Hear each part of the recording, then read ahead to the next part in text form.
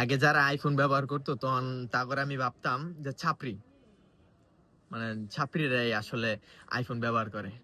তারপর এই কলঙ্কের দাগ মুছার লাগে আমি একটা মোবাইল কিনলাম, পিক্সেল 7। তারপর চালাইলাম ভালোই। হঠাৎ একদিন আমার বন্ধু আতিকের লগে দেখা, আমার বন্ধু আতিক, পরে ও একটা মোবাইল কিনছে iPhone 16 Pro Max। যে ভালো কথা।